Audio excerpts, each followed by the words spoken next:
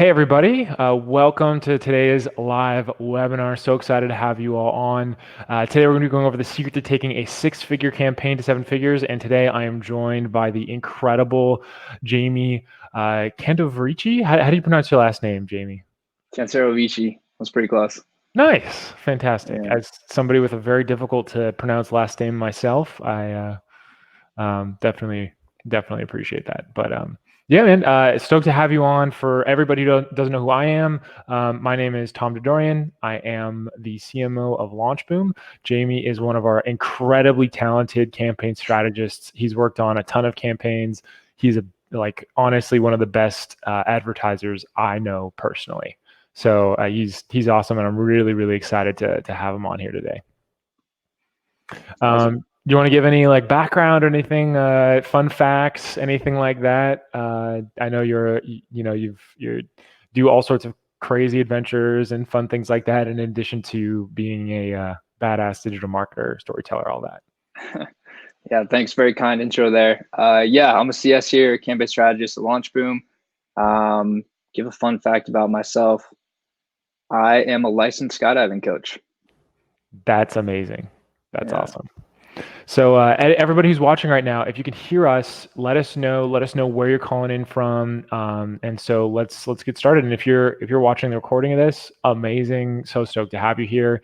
Note that for everybody watching, the recording will be shared on this exact link if you've registered. So if you've registered, rest assured you've got the recording. So you can go back over, look at all the fun stuff. And then at the end of this webinar, we will be opening it up to a Q&A. So at the bottom of the screen, you'll see something that says ask a question. So if you click that, you can actually post different questions. You can upvote questions you really like, and we'll be able to get to all of your questions at the end of this webinar, even if it has nothing to do with the content that we're talking about.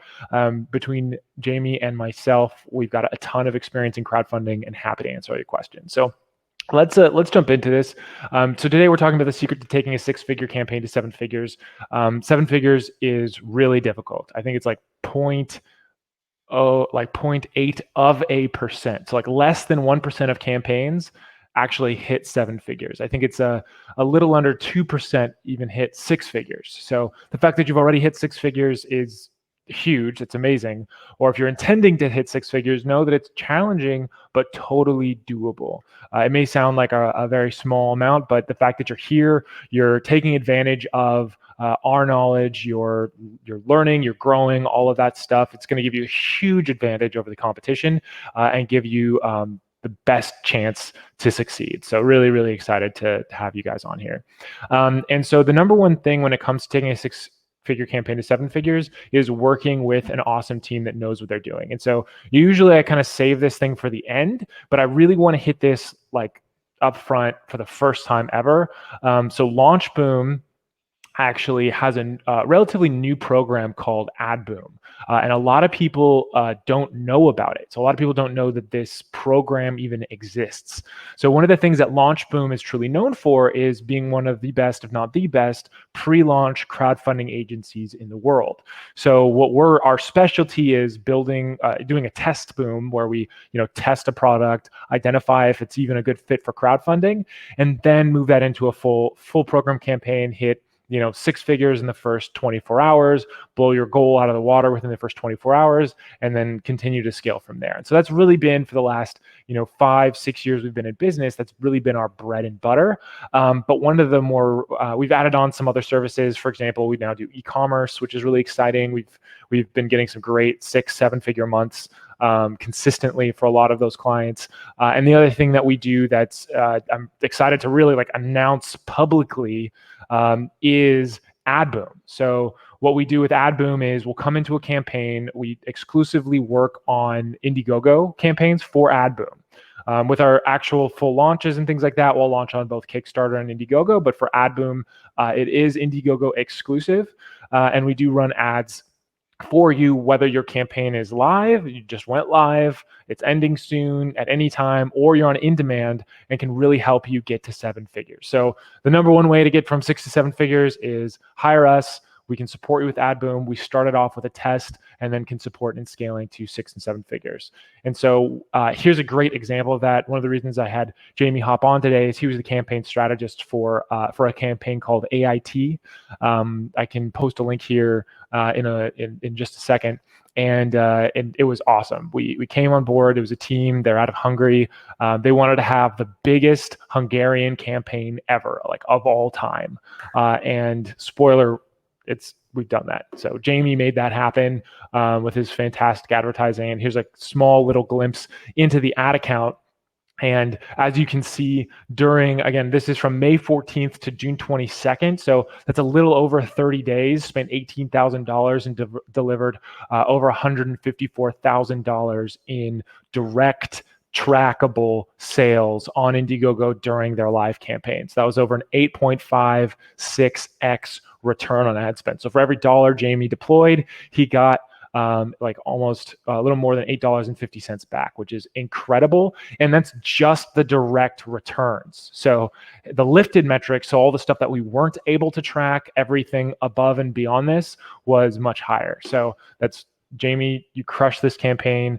Before we dig into the meat and potatoes of today's webinar, where we're going to share some of the tips, tricks, strategies that we did for this, and to support you in getting both to 6 figures as well as from 6 to 7 figures. Jamie, is there anything you want to share about what you did here? Some kind of like highlighting a couple points.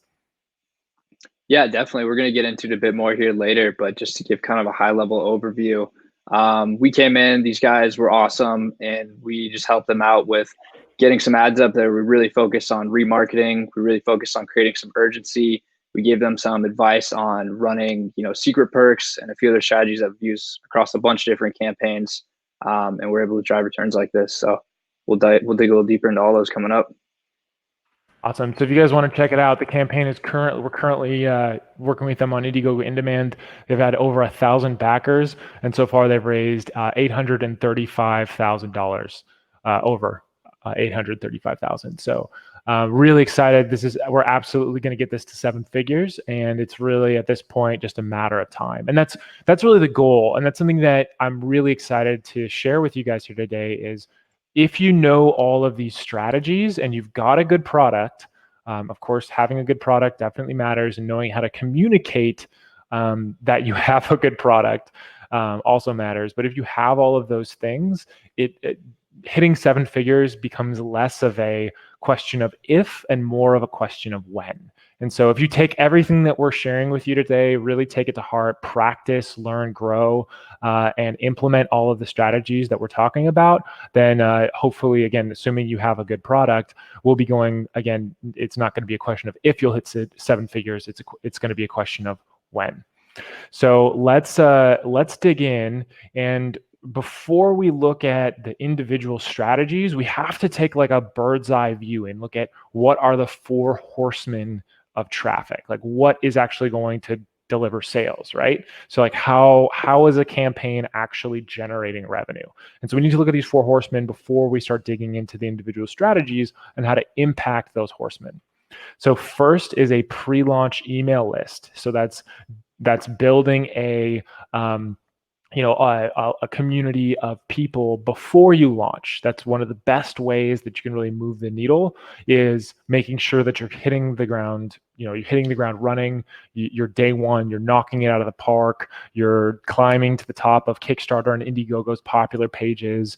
You're hitting your goal. You're showing a lot of great social proof. Having a pre-launch email list does a lot more than just drive revenue. It really sets the stage for your entire crowdfunding campaign. You don't want to be like crawling your way to the surface. So all of the top 6-figure campaigns that get to 7 figures usually start with a really strong pre-launch email list.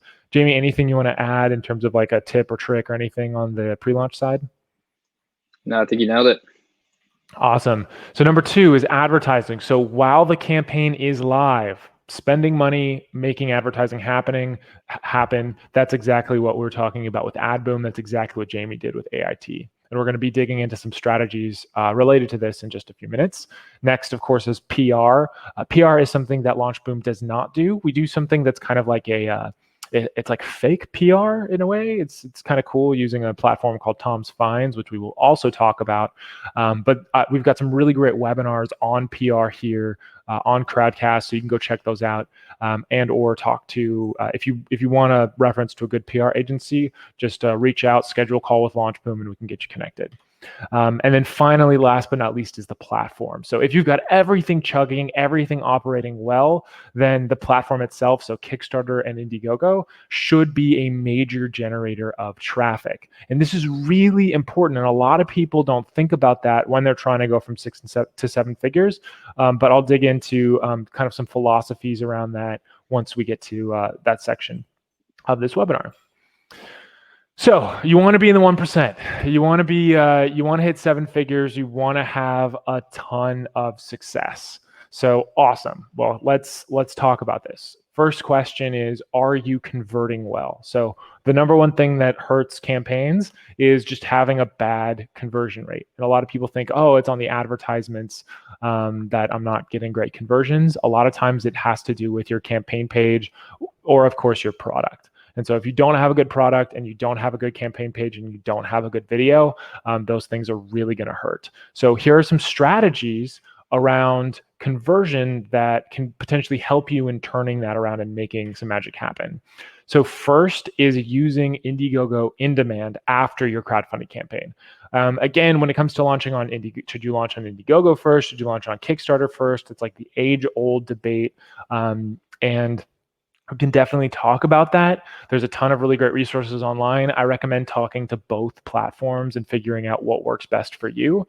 But without a doubt, you have to use Indiegogo INDEMAND, whether it's after your Kickstarter or after your Indiegogo campaign, because that's most of the projects that we see that hit 7 figures, they're not doing it on their initial campaign.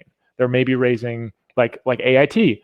You saw they raised like what 600,000 on their initial campaign, 700,000 on their initial campaign, and then now they're at 800,000 on INDEMAND, and they will easily get to 7 figures before the end of the year, if not before the end of this quarter. So using Indiegogo INDEMAND is really important, and kind of like a major don't here is don't get seduced by other platforms like your own e-commerce. I know there's other agencies and services that will post like build you your own kind of like little store or something like that. Don't do it. Don't get seduced by that. The reason being is you want to be on a platform that's actually going to drive you revenue. Yes, you're going to go to e-commerce eventually because you need to own your traffic and you need to build out your own like e-commerce presence. But when it comes to pre-orders traditionally, again, we've tested this across multiple projects, perform better on Indiegogo INDEMAND than they will on your own e-commerce website. So keep it on INDEMAND.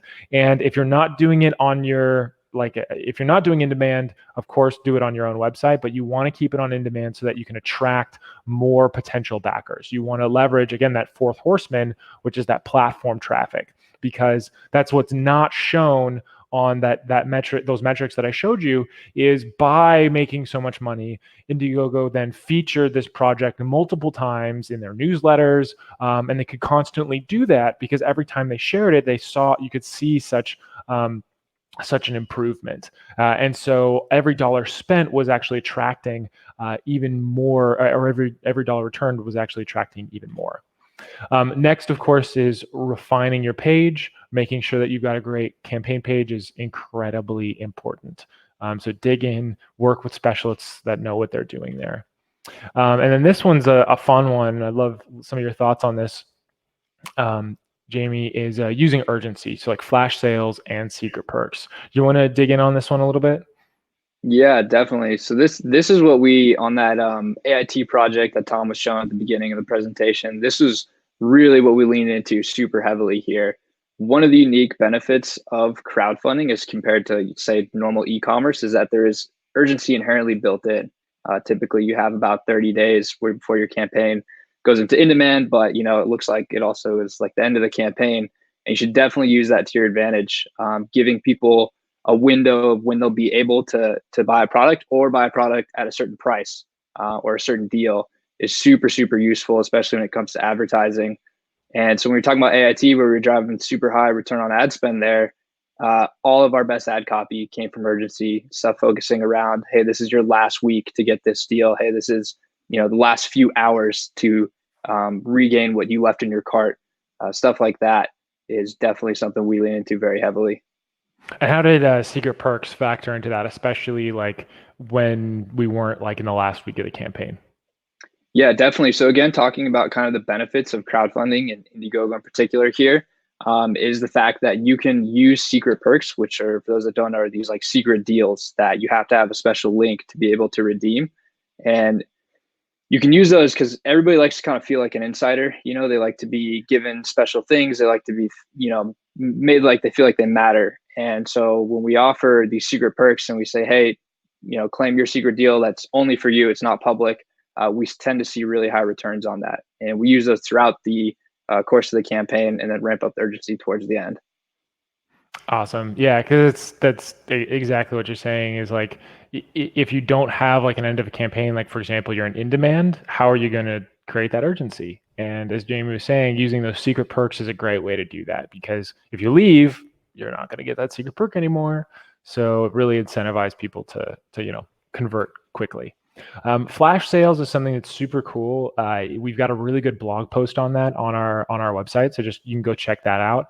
But you could do occasional blog posts, occasional flash sales in order to drive more traffic or get your owned list to ultimately purchase. It's the same concept that you would for like an e-commerce sale, but you would apply it during a crowdfunding campaign. And I would say the best places or times to do that would be when you're on Indiegogo in demand, when you really want to establish kind of like that urgency. For example, you'll see a lot of campaigns use like Black Friday deals, and they'll use Christmas holiday deals, which are all usually secret perks and things like that. And I will post a link to that here in just a minute. So another thing is to raise more with add-ons. Jamie, while I grab that post, you want to talk a little bit more about what add-ons are and why they're awesome? Definitely. So add-ons, to give an overview of it, are essentially accessories, or as the name implies, add-ons to your main product offering that you can claim at checkout.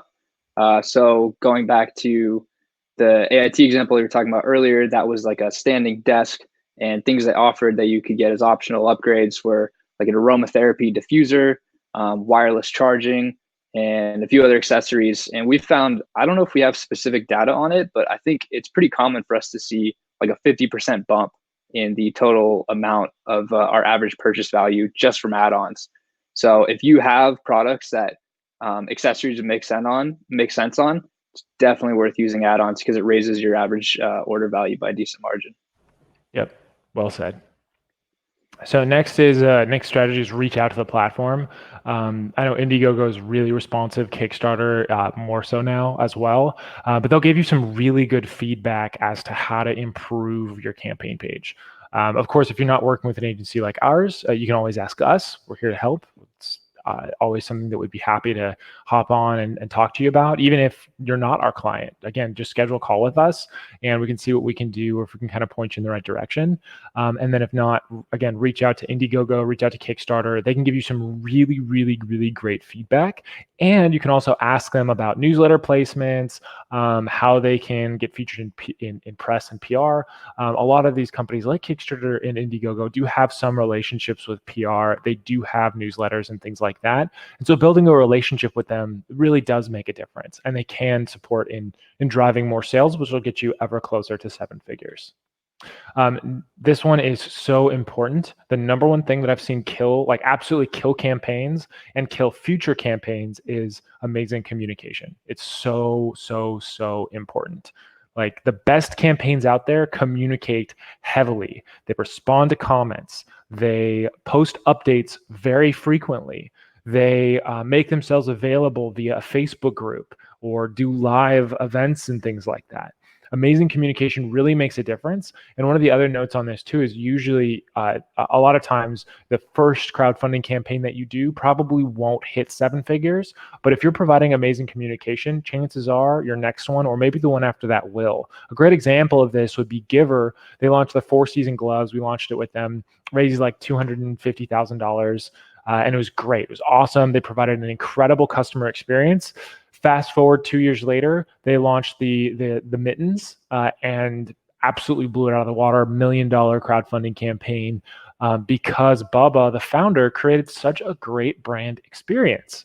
And of course, had a really amazing product, and they worked with us, and so they worked with specialists that were able to support them in hitting those 7 figures. So now let's dig into, like, I'm sure what a lot of you are here waiting for, which is the advertising juiciness. And so let's dig into some of the advertising strategies that you can implement. But the first question I have for you is, are you doing it yourself? So are you the person who's actually running the ads, or are you working with a crowdfunding agency? So if you're doing it, again, 99.999% of 7-figure campaigns have worked with an agency or are working with an agency in some way, shape, or form.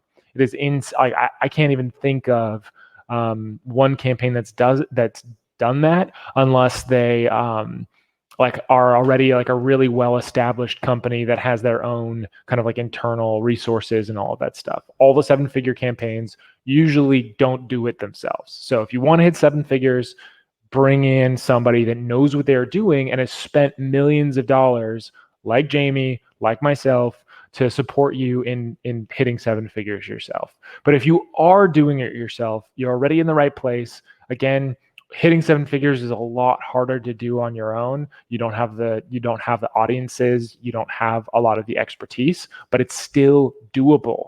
And Launchboom has some really great resources, including these webinars, our blog. We've got Launchboom Academy, where we can really hold your hand and support you in doing it yourself and teaching you what you need to know in order to run your own ads. And even if you are working with an agency, sometimes, of course, being on these webinars, buying our book crowdfunded, buying Academy so that you can learn everything, so that if you are working with an agency, you know what they're doing. And that's like one of the big like secrets, or kind of like the biggest like thing that I would recommend, is every CEO should understand how advertising works. That's like my number. If you take nothing else away from this, is like, go learn how to run ads and how advertising works, because it's going to help you lead your team better.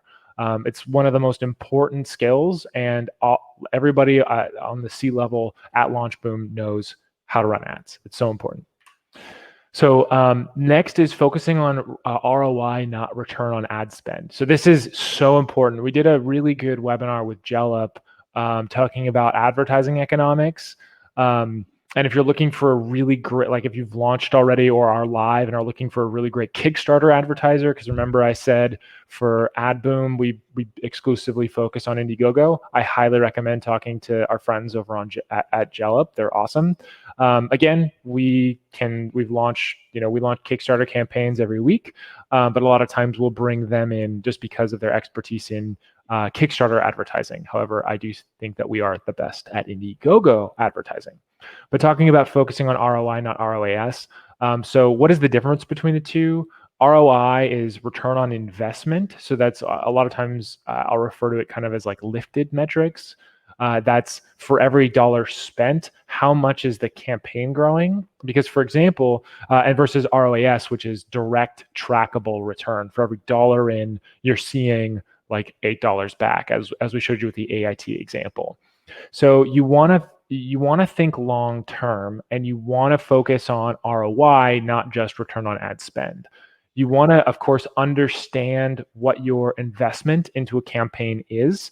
You do, of course, want to understand your cost of goods, your MOQs, all of their shipping costs, all of that stuff. You understand how the economics of your company works. You need to understand that.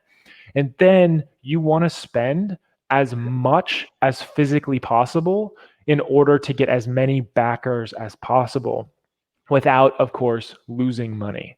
And a lot of times, especially on your first campaign, instead of focusing on being super profitable, focusing on breaking even is really important.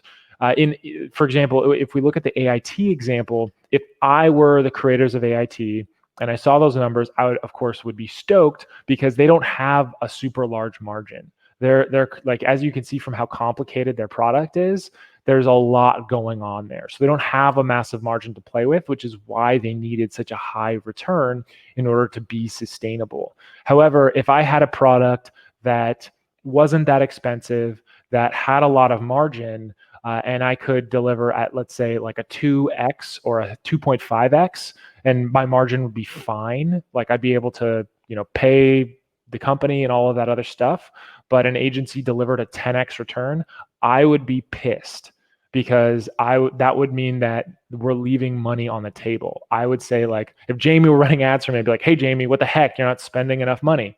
Spend more money. Because that would give us the opportunity to hit more people, to get lower MOQs, to ultimately have a much larger business and a larger campaign. So the companies that hit 7 figures know that, they understand that, and they're not afraid of spending heavily, because they're focused, they understand the economics, and they're focused on return on investment, not just return on ad spend. Anything you want to add to that, Jamie? No, I think that was great. So next is remarketing. Remarketing is awesome. Jamie, you want to cover this one? Yeah, definitely. Remarketing is definitely one of the biggest tools that we use in our ad strategy for sure, especially when it comes to in-demand. For those that aren't familiar, remarketing is essentially serving advertising to people that have already visited your page and potentially taken more action once they were there. So we can use stuff like website traffic or people that put something in their cart and then abandoned it, and we can hit those people with more ads. And there's a lot of research out there. People disagree on the number of touch points that people need to see before they purchase something. But we tend to see definitely our strongest returns from remarketing on most projects. So tell me, you mentioned the cart abandonment thing. Can you explain that a little bit more and maybe give an example? Yeah, definitely. I'm sure we've all done it before, where you're interested in a product and so you add it to your cart and then something else comes up and you leave, or you decide you don't want to buy it right then and there. So you leave it in your cart. Well, with Facebook advertising, you can actually track that and you can target people that have left stuff in their cart. And so you can serve them with new ads that might say, for example, hey, listen, you left this in your cart and we know you're interested, so we're going to give you a secret perk. We're going to give you a special deal here to incentivize them to actually follow through and make that purchase. Yeah, that's a definitely a nasty trick. I can't tell you how many times, knowing being an advertiser, I'll add things to my cart and then leave on purpose to see kind of like what ads am I going to get and what kind of discounts I'm going to receive. But thankfully, the general public does not know about that. But yeah, thanks for sharing that, Jamie. Anything else on remarketing? I think that's about it for now. Awesome. So next is using third-party advertising. Do you want to tell everyone a little bit about Tom's Finds and how we use it from an advertising perspective? Yeah, definitely. So Tom's Finds is our channel, I guess we could say. It's what we run all of our ads through. It's a Facebook page, an Instagram page, and a community that we manage, named after Tom. It's interesting finds that he comes up with. So we post tons of stuff that's not related to Launch Boom. He posts products that he just thinks are really cool, but we also use it as the avenue to advertise the projects that we're launching. Benefits of third-party advertising is no one really likes to be hit with ads. Like, you don't necessarily go on Facebook and Instagram to look for ads. You go on to see what your family's doing or to find cool stuff. And so when we use a third-party advertiser like Tom's Finds, it then becomes, hey, look at this thing that this guy Tom thinks is cool, as opposed to a company just hitting you with requests to buy their stuff. So it taps into this concept called ad blindness, which is the whole concept of people not liking being served ads. And it's kind of a way that we get around it and see better returns with. Tom, you probably have more to add to that. No, you nailed it. That's exactly that. Because you're really, it's so funny, because if you're like, oh yeah, I've got like the coolest gadget ever, people are like, okay, yeah, of course you think that because you're the person who made it. But if coming from a third party perspective, you're saying, wow, this is the coolest thing ever.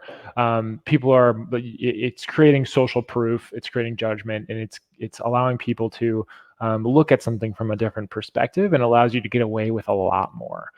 which is super cool. It almost creates like a false sense of PR. And remember, I mentioned that earlier. I was talking about, a really great strategy to like create PR without doing PR is creating Facebook pages or using a really great Facebook page like Tom's Finds that has trust, that has built a really strong community, and running ads as that. If you see an ad from, Engadget or from Business Insider talking about how cool a product is, you're probably a lot more likely to listen and purchase that product than if it was just coming from the brand or even somebody that you didn't know, like a random brand. So a third-party advertising is awesome, and it's an integral part of our system and something that converts really well. So next is test, test, test. So important. So continuing to like nonstop test, test, test. Jamie, you want to talk a little bit about your process behind testing? If you have any examples from AIT or anything like that that you'd like to talk about? Yeah, definitely. So testing is LaunchBoom's bread and butter. We definitely are super into testing. The concept is that we test various creative, various audiences, various marketing angles to find what works best, and then we scale off of that. So once we have identified, the angle and the people and the creative that people are responding well to, then we start putting the ad money into it instead of just pumping a lot of ad money towards things that we hope are going to work out. So testing is definitely critical to any marketing endeavor, especially within crowdfunding. And we tend to start with like, we'll take audiences that we think are going to do well. And at this point, we kind of know we're going to do well just because we have access to so much crowdfunding info. But we then test creative first. So we'll test different copy, we'll test different videos, different images, identify what's responding well, and then bring those into further tests where we bring in potentially new audiences that we hadn't engaged yet. Awesome. So a question for you, Jamie, is how do you decide like what to test? Like what to test first and second, third? Like how do you decide what you want to test? Yeah, a lot of it comes down to the product itself, and especially what you think are the main selling points, why people would want to buy it. And you definitely, let's say a product has 3 different reasons that you think someone might want to buy it. Well, you should test all of those, see which one responds best, and then use those to tailor to certain audiences as well. So the way you approach, let's say, an outdoor enthusiast audience might be very different from the way you approach a sustainability audience, even though they might be interested in the same product. That's awesome. So speaking directly to them is super important. Amazing. We're good. Did that answer your question there? Oh yeah, absolutely, 100%. Yeah, testing's super challenging, and I think another thing too is like I really do think a lot of this comes with like time and experience. Like that's one of the things I've noticed about Jamie, because I've had the pleasure of being in his ad accounts. Is there's a certain level of like both like process that you can go through, and like for example in LaunchBoom Academy we talk a lot about kind of like that system and that process, but I feel like a lot of that comes from just like time and experience and screwing up and having success and all that stuff. Is there anything you want to touch on in regards to that? Yeah, I'll just add in there that crowdfunding is definitely a different beast as well. So even if you have digital marketing experience yourself, or you're working with like a non-crowdfunding specific agency, the testing that tends to need to occur to drive profitable returns on crowdfunding is probably expanded in my mind. More testing is often required to get positive results in crowdfunding. Awesome. Yeah, when the tests pan out, it's incredible. So next is get creative with your creative. And so something that's super, super, super important here. And you heard Jamie talk a little bit about ad blindness and how important that is. I'll show you an example here in just a second. But before I do, Jamie, like what's your favorite kind of like creative choices? Copy, imagery, what works? What have you seen work really well? Definitely going back to what we were talking about with using third-party advertising as we do with Tom Finds, we find that kind of copy that's positioned as like a personal recommendation tends to perform super well. So we'll often post stuff that comes from Tom's voice because it's being posted by Tom's Finds. And for example, in the case of that standing desk we were talking about earlier, we ran copy that said stuff like, "Wow, this standing desk has really improved my productivity. I get so much more done." As opposed to just telling people, this desk improves your productivity. And then also, I love videos. Videos tend to give the people a bit more information up front, as well as drive higher click-through rates a lot of the times. And so high quality video assets that you can cut up and rearrange tend to perform super well. Awesome. Any other like templates or types of imagery or copy that you've seen perform really well that you really enjoy using? Yeah, well, we can share a little Launchboom trade secret as far as improving click-through rates. When we use images, we love to put a little red arrow that points to the product, and that little red arrow just gets people curious. And so if you like see our ads, oftentimes have a little red arrow pointing. Seems kind of arbitrary, but you wonder why it's there, and so you click on it. That's a little secret we like to use. Awesome. Awesome. Awesome.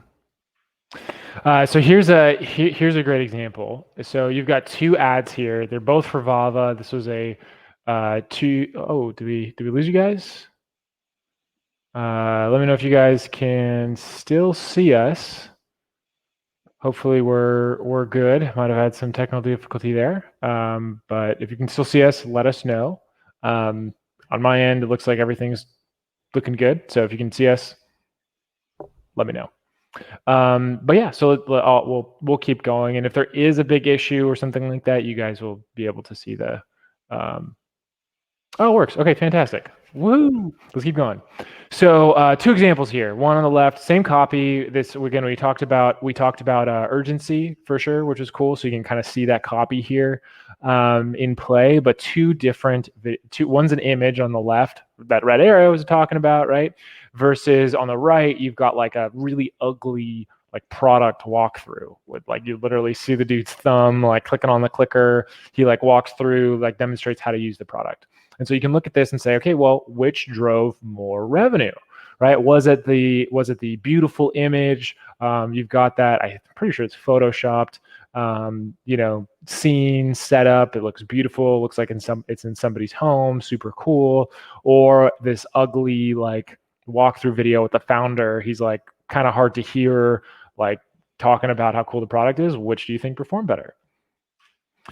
If you guessed the ugly walkthrough video, that you would be correct. So usually one of the best like pieces of creative. Video, of course, works well. Imagery does, like the other image there, I wouldn't say it performed badly. It did well.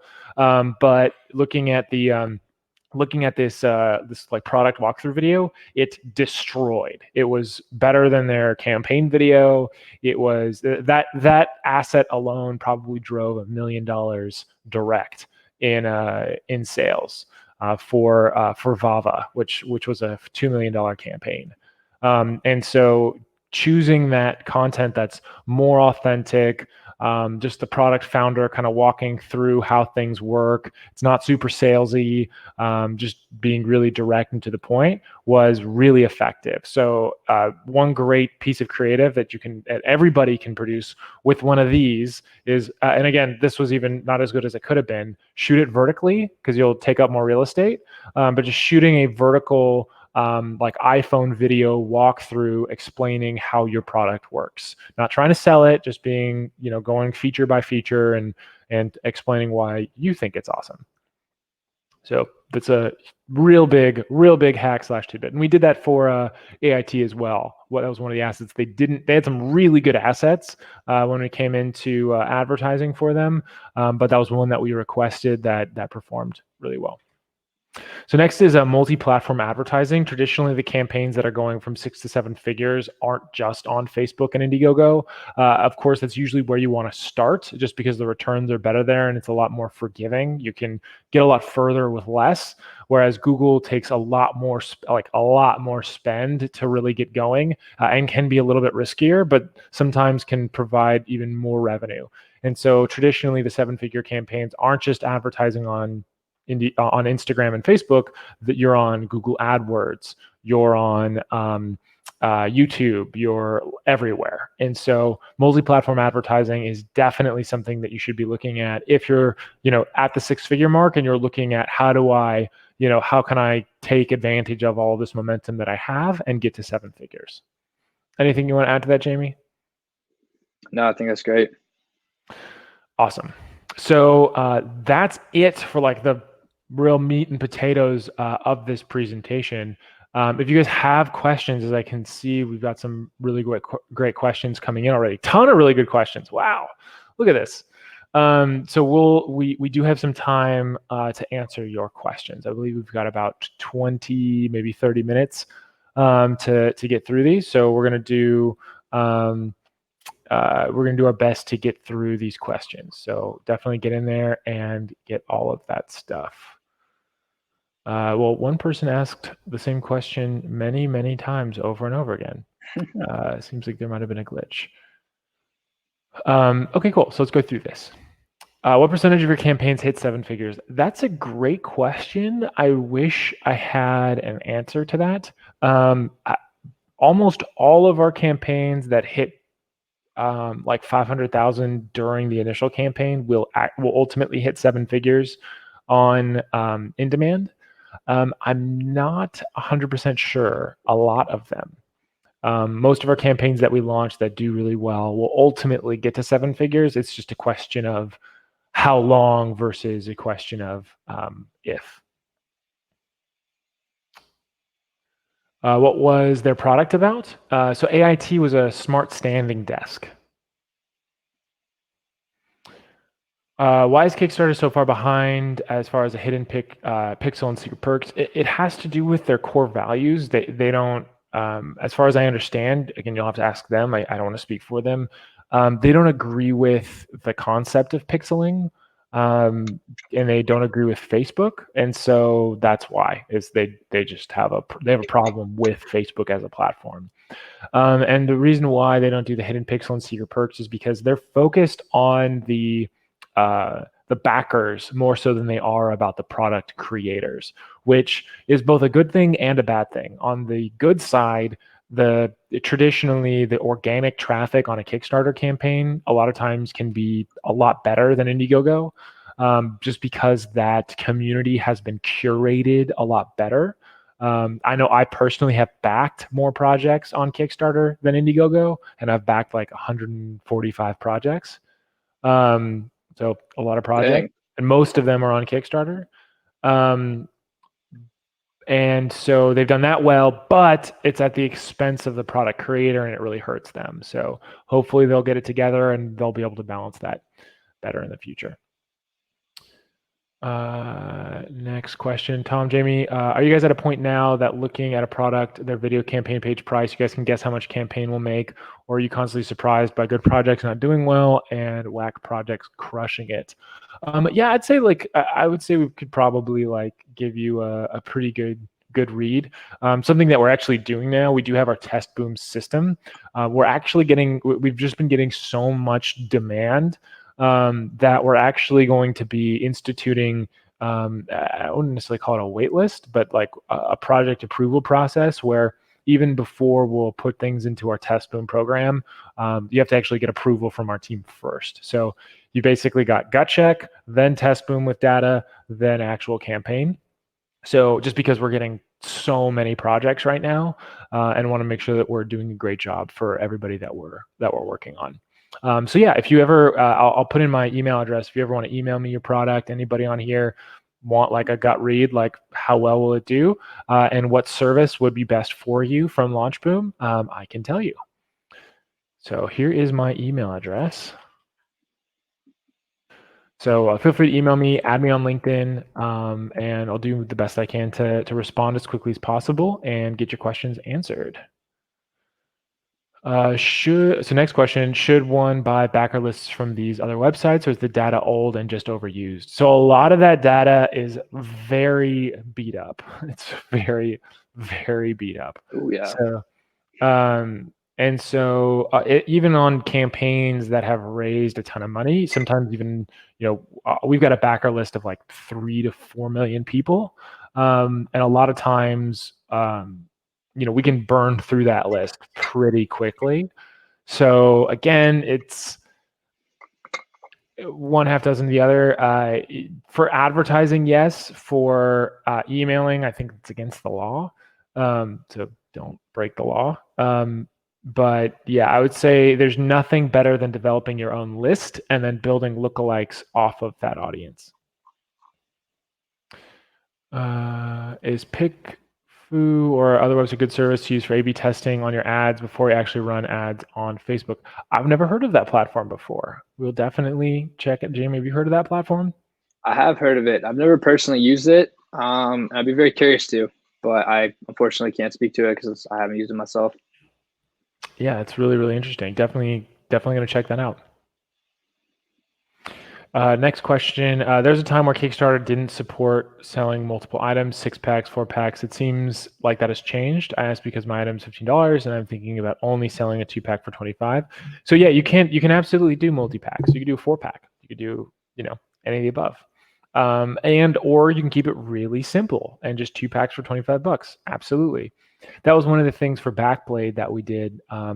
Was we focused, instead of selling like individual razors or like a really limited kit, we bundled like the razors, backwash, all the stuff together into like a starter kit. And that was like the only real option.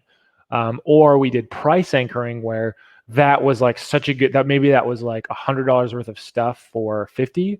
But then like if you just wanted to buy it with the razor and stuff, it was like 40. So it's like, well, of course I'm going to get the $50 one. So that's called price anchoring. Just to clarify there too, if I'm reading the question a little different, maybe you can offer multiple. So you can offer like 4-pack and a 2-pack and a 1-pack as well on both Kickstarter and Indiegogo. Yep. So for the pillow is all over Facebook. Hey, The pillow.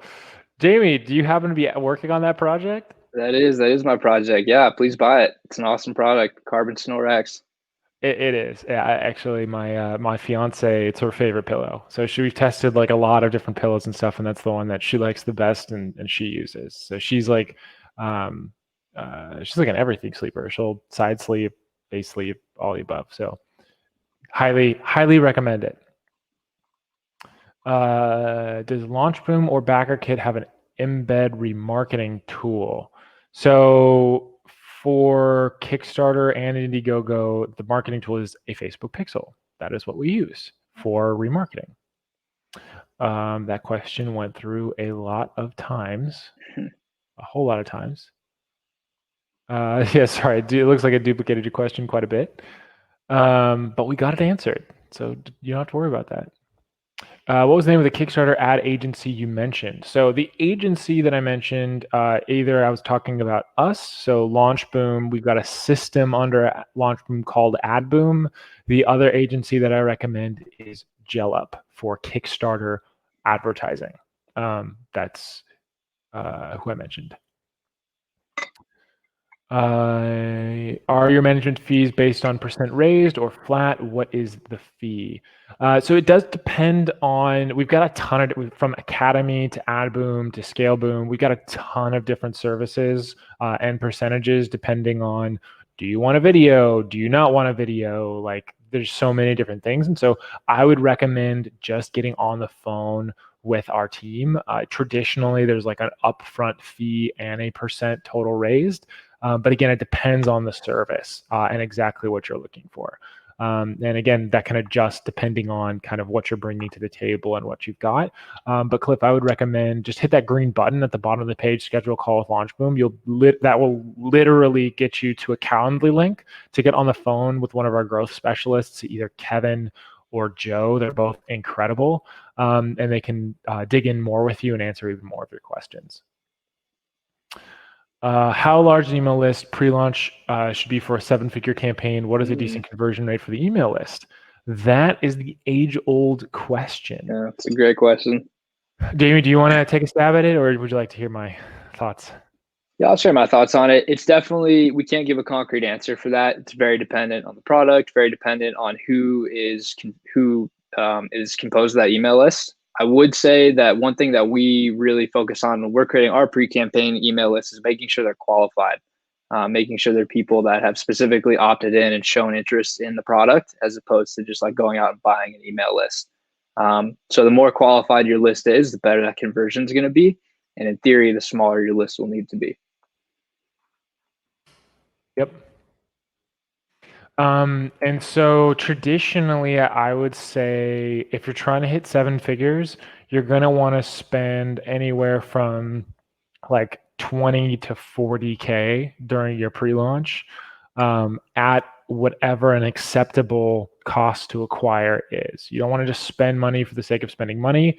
If you're getting a great like cost per reservation, you want to focus on that. If you're getting a really good cost per reservation, you want to spend more. If you're not, you want to spend less, and then focus that ad spend instead on live campaign advertising. So again, it's always going to be like a hybrid approach. Usually it's like a 60-40 split. So for example, if you're getting really good returns during your pre-campaign, you're going to want to spend 60% during your pre-campaign. If you're doing like okay, good, maybe not super great, but good, then you're going to want to spend maybe 40% of your budget pre-campaign and 60% on your live campaign. So again, it varies depending on how well your campaign is doing and what your data is looking like. The question, the name, I'll type it out for you. It's Jellup. What do backers value most at the time of buying? That's a cool question. You want to hit that one, Jamie? Yeah, let me think about it. What do backers value most at the time of buying? I'm not sure if you have thoughts here. I'll think about this for a second. Sure. So really we have to think about like the persona of who's backing on these crowdfunding sites, right? It's me. So it's me. Imagine like when you're thinking about your audience, like think about me. And so what does that mean? So traditionally it's interesting because Kickstarter backers are traditionally, it's actually like an impulse buy more often than not, which is really interesting. So just from some of the research, yeah, that's actually a good question. Is you can, if you want to share what would get you backing, right, what would make you buy or not. If you want to share, if you've backed a campaign before, in chat, share what got you to buy. Let's use the crowd to answer that question. So Cliff already hit us off with innovation. And so they're looking for innovation. You're looking for the coolest, best stuff. So for example, let's say I know I know I need sunglasses, right? Or maybe I don't know I need sunglasses. Maybe I have a pair of sunglasses right now, but William Painter shows up with a really cool video ad that helped me realize that my current pair of sunglasses suck and I should buy theirs. I'll do it. So that's like, or my wallet is too fat and ugly, and so I'm looking for a much better wallet. So really looking for, as Andrew put it, a much better solution to the everyday problem, right? The magnetic butter dish. Yes. Great campaign, by the way. And so they're looking for a solution to a problem, and sometimes or a lot of times that can be a very like impulse decision. So it's something that they're making like really quickly and on the spot. And really at the end of the day, people want like the coolest stuff at a discount before anyone else. I truly believe we live in an age, it's called, I call it, I need to like write a book on this, called romantic consumerism, where the items and the things that we have really establish our own identity, right? I mean, it started with like Mac versus PC, right? Are you a Mac person or a PC person? What does it mean if you're both, right? Like, so looking at the items and the things that we own define who we are, right? You'll come up to somebody who has a Samsung versus somebody who has an iPhone. You're immediately going to be making judgments and having different thoughts and ideas about that person. And so we're looking for not just solutions to problems, which is true, we are, but we're also trying to like make ourselves better, sexier, like we're trying to like establish our own brand equity and image. And so the things that I'm buying and purchasing establish that. They say something about me. Say that I'm like I understand what I'm purchasing. And so hopefully that is a very long-winded way of answering your question. Anything else you want to add there, Jamie? Yeah, I think you touched on it, but I think on Indiegogo and Kickstarter in particular, the cool factor is definitely big. Innovation can be a huge part of that, but beyond solving a problem, people back crowdfunding campaigns purely because they think the project is cool and they want to be a part of bringing it to market. Yep. There is that altruism there. It's not as strong, but it definitely plays a part, and people want to be a part of a story. So again, give them a cause to give people a cause to get behind, and create a product that is something that's fun to share and really interesting to talk about. Next question. What if you launch your product on your own website as a pre-order instead of using Kickstarter and Indiegogo? There's a pro and con, but the marketing company probably if you're using Kickstarter and Indiegogo. There are pros and cons, but the marketing company probably. I don't understand the second part there, but I'll tell you why I would say don't do it. Number one would be conversion rate. So your conversion rate on your own e-commerce site is going to be lower than that of Kickstarter and Indiegogo. So every dollar you're spending on advertising, you're going to get a lower return. So that's bad.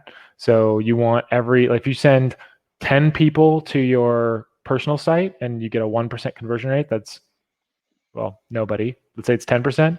I send you 100 people. So you get one person to back, cool, on your own website, versus, Kickstarter and Indiegogo, let's say it's like a 4% conversion rate. Now for every 100 people you send, you're getting 4 backers, right? That can make a very big difference. That is a 400% difference, right? And expand it out across, $50,000 in ads. We're talking about the difference between a successful raise versus a non-successful one. 2, you get the platforms themselves will send traffic. So for example, if you get to the popular page on Kickstarter or Indiegogo, you're going to get organic traffic. Would you rather be in a mom and pop shop in the middle of nowhere on highway nothing? Or would you rather be in the middle of a massive, beautiful supermarket mall, on the ground floor getting thousands of eyeballs, right? You probably want the latter, right? And that's what Kickstarter and Indiegogo are, right? They get millions, tens of millions of impressions every single month. People are literally, like myself, literally hunting their way through the platform trying to find cool stuff. And so would you rather be in the middle of nowhere, or would you rather be on a main intersection? So those are just a couple reasons, in addition to the fact that it's way easier and more forgiving, and your customers will also be a lot happier. So people expect to get a product 6 months later when they back something on Kickstarter and Indiegogo. However, pre-orders on e-commerce sites, you're going to have to deal with customer support. You're going to need a lot more resources to actually keep that afloat than a Kickstarter or Indiegogo campaign. So do yourself a favor and do a Kickstarter or Indiegogo campaign. Even if you don't work with us, I'm saying that totally non-biased. So next question, have you run into problems on launch day with Indiegogo? Ran a small campaign and launch day, didn't go live. There's no one to contact at Indiegogo. It took me a week to get fixed. They never let me know it was fixed. It absolutely cost me a lot of sales.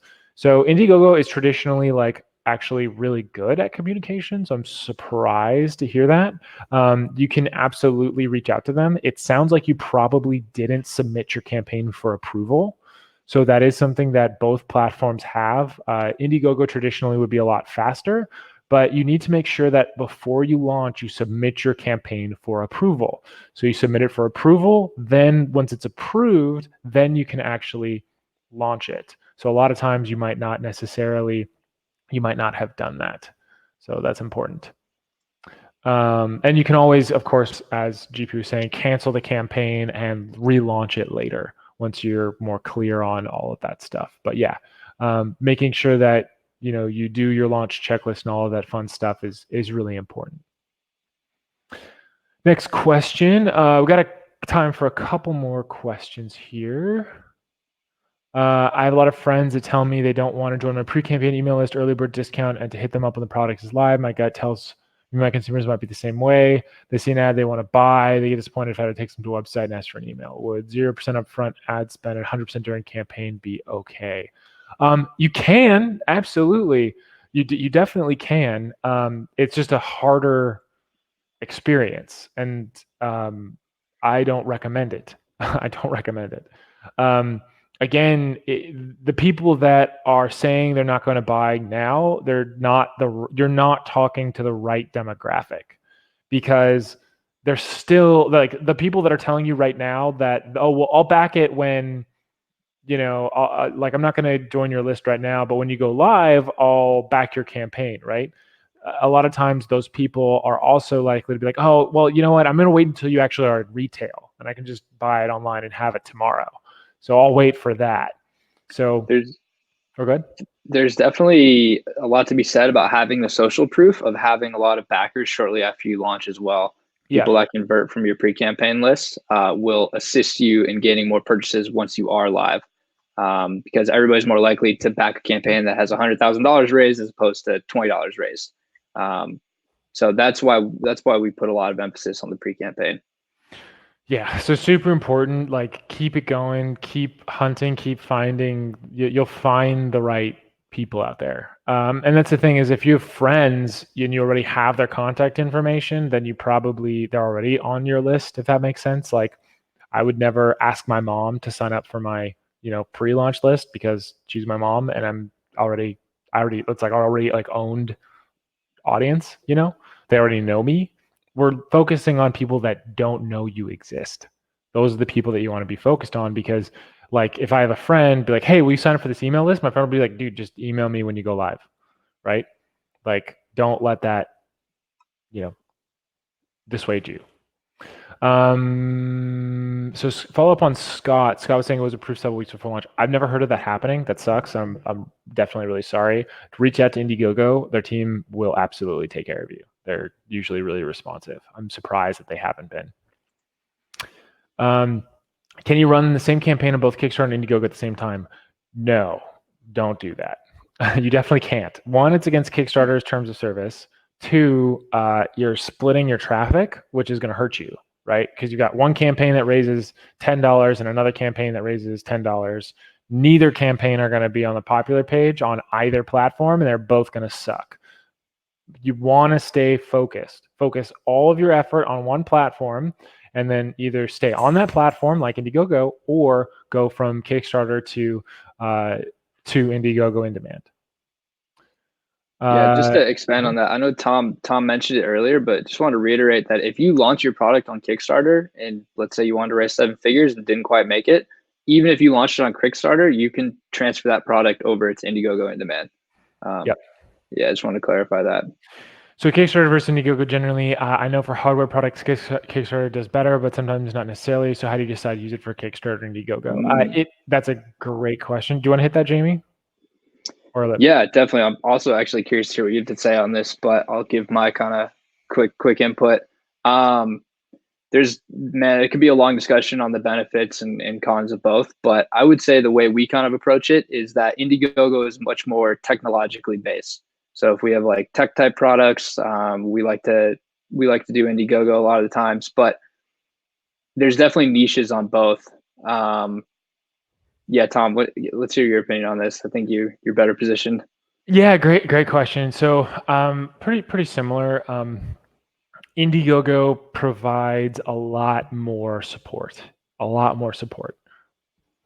which is amazing. Kind of like if I were launching a product, if I were launching like a hardware technology product, like coolest Bluetooth gaming headphones ever, I would probably launch that on Indiegogo. If I was launching like a pair of like cool sunglasses or apparel or a board game, I would absolutely launch that on Kickstarter. So Indiegogo, like I would definitely not launch a pair of like sunglasses on Indiegogo. I think Indiegogo's like technology hardware category has like really thrived a lot. And the ability to like use a Facebook pixel, secret perks, add-ons, all of that stuff is like just so next level, and just puts them so far ahead of Kickstarter in terms of what you can do as a marketer, which I love. And so as a marketer myself, like, of course, like there's more I can do on Indiegogo. And so huge fan of that. But Kickstarter does have some really solid design and technology niches, as well as, of course, board games. Like, there's no question, like, their number one category is board games. Most of the projects that back have been board games. Board games is huge on Kickstarter, and it's no competition. And so really, the other thing that I would truly recommend is reach out to both platforms, see kind of like how they can support you and all of that stuff. And whatever agency you're working with, if you're working with LaunchBoom, hopefully you're working with LaunchBoom, we can support in guiding that conversation and help you make a decision too. And we can also test it using some of our audiences and things like that. But that is it. It looks like we're over time. But again, everybody, thank you so much for hopping on. This has been super cool. Jamie, thank you so much for spending your Thursday morning with me, sharing all of your insights and knowledge with all of these fine people. Yeah, this was great. Great being on here. Thank you. Awesome. So everybody, thank you so much. Babak, good to see you again. Pretty sure you've been on like almost every single one of these. Happy to have you. And I don't know if Jamie wants people blowing him up off of these webinars. So that I'll say, if you want, shoot me an email and I'll get you guys connected. But that's up to Jamie. So, but anyways, guys, thank you so much for being on, and look forward to seeing you guys on the next one. Next week is going to be awesome. We're going to be having Joe Papirni on. We're going to be talking about LaunchBoom Academy, and we're going to be digging into pre-launches and all of that fun stuff. So next week's is going to be awesome. And so if you're not following us on Crowdcast, go ahead. You can click on our name somewhere, look up LaunchBoom on Crowdcast, and you can follow us on here so you get notifications. And you can, of course, always sign up for our list and all of that fun stuff on launchboom.com. So again, that too, schedule a call with our team. If you have any questions at all or are thinking about working on us, chances are, have money, don't have money, we've got a great service for you. So yeah, Jamie, I would. There you go. Jamie's he's gonna get blown up. You gotta get blown up. Enjoy. Hit me up, guys. So yeah, so if you've got questions, hit us up. We're here to support you. So hope you guys all have a fantastic day, and I will see you guys on the next one. See y'all later.